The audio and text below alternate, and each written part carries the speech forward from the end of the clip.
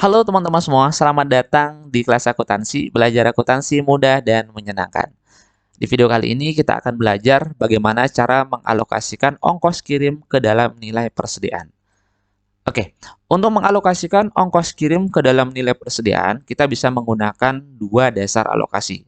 Yang pertama bisa menggunakan perbandingan kuantitas, yang kedua bisa menggunakan perbandingan harga faktur. Nah, untuk lebih jelasnya kita langsung ke contoh soal bagaimana cara menggunakan kedua atau salah satu metode untuk mengalokasikan ongkos kirim ke dalam nilai persediaan.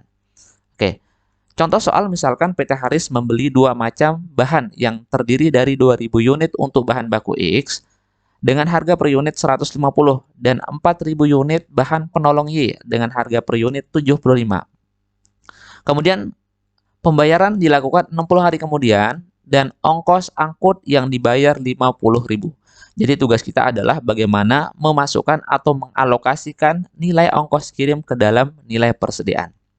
Nah, yang pertama kita bisa menggunakan berdasarkan perbandingan kuantitas tiap jenis bahan. Oke, ini ada tabel. Jadi, berdasarkan soal, kita membeli dua jenis bahan. Ada bahan baku X dan bahan penolong Y. Bahan baku X kita beli 2.000 unit dengan harga 150, sehingga total nilai faktur yang menjadi hutang kita adalah 300.000 untuk yang bahan baku X. Kemudian yang kedua, ada bahan penolong Y, di mana kita membeli bahan penolong Y nilainya 4.000 dengan harga per unit yaitu 75. Sehingga total nilai faktur kita untuk bahan penolong Y adalah 300.000. Nah, total unit bahan baku dan penolong yang kita beli adalah 6.000, di mana terdiri dari bahan baku Y dan bahan baku X dan bahan penolong Y. Nah, setelah itu karena kita menggunakan perbandingan kuantitas, kita konsen ke unit yang kita beli atau jumlah atau volume bahan baku dan bahan penolong yang kita beli. Nah, kita langsung ke persamaan untuk menghitung dasar alokasi atau alokasi ongkos kirim terhadap nilai persediaan bahan baku kita. Misalkan kita mau menghitung alokasi ongkos kirim untuk bahan baku X, maka kita menggunakan persamaan alokasi ongkos kirim bahan baku X sama dengan total bahan baku X yaitu 2.000 dibagi bahan baku X ditambah dengan bahan penolong Y dikali dengan nilai ongkos kirim. Sehingga di sini tinggal kita masukkan berdasarkan apa yang sudah kita rekap pada tabel. Oke. Alokasi ongkos kirim untuk bahan baku X di mana pertama total bahan baku X yaitu 2.000 dibagi dengan total bahan baku X plus Y yaitu 2.000 plus 4.000 dibagi 6.000 dikali ongkos kirim yaitu 50.000.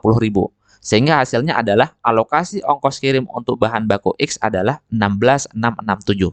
Nah, 16.667 ini merupakan alokasi bahan baku yang menjadi bagian dari persediaan bahan baku X.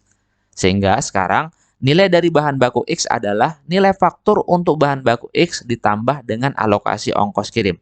Nah, seperti ini. Jadi nilai bahan baku X sama dengan harga faktur ditambah dengan ongkos kirim. Sehingga di sini nilai bahan baku X sama dengan 300.000 yang merupakan nilai faktur dari X. Oke. Kemudian ditambah dengan hasil dari alokasi ongkos kirim, yaitu 16.667. Sehingga nilai persediaan untuk bahan baku X adalah 316.667 yang terdiri dari 300.000 untuk harga faktur dan 16.667 untuk ongkos kirim. Nah, setelah itu tinggal kita buat jurnalnya. Jurnal ketika membeli bahan baku X. Jurnal untuk membeli bahan baku X, oke? Tadi nilai bahan baku kita ambil dari hasil perhitungan yang tadi, oke? Ketika teman-teman beli bahan baku kita bertambah. Bahan baku adalah bagian dari aset. Aset ketika bertambah, posisinya di debit. Berapa nilainya? Sesuai dengan yang kita hitung, 316.667. Nah, kemudian yang kedua, karena kita beli bahan baku, bayarnya 60 hari kemudian, berarti kita punya hutang. Hutang posisinya bertambah. Hutang merupakan akun yang sebelah kanan sama dengan atau memiliki saldo normal di kredit ketika bertambah di kredit dan berkurang di debit. Nah, hutang kita posisinya sekarang bertambah sehingga hutang bertambah senilai nilai fakturnya yaitu 300.000 karena akun dari hutang merupakan akun sebelah kanan sama dengan yang ketika bertambah posisinya di kredit. Oke, kemudian berikutnya Untuk kas, oke, kas ini kita keluarkan untuk bayar ongkos kirim.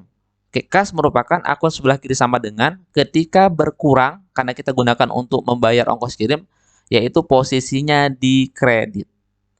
Sehingga jurnal yang kita buat adalah bahan baku X di debit senilai 31667, kemudian hutang bertambah posisi di kredit 300.000 sesuai dengan nilai faktur, kemudian kas kita berkurang senilai 16.667.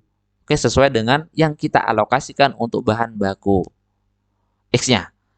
Oke, jadi itu cara untuk mengalokasikan ongkos kirim, teman-teman. Saya harapkan bisa bermanfaat untuk kita bersama. Sekian, terima kasih. Assalamualaikum warahmatullahi wabarakatuh.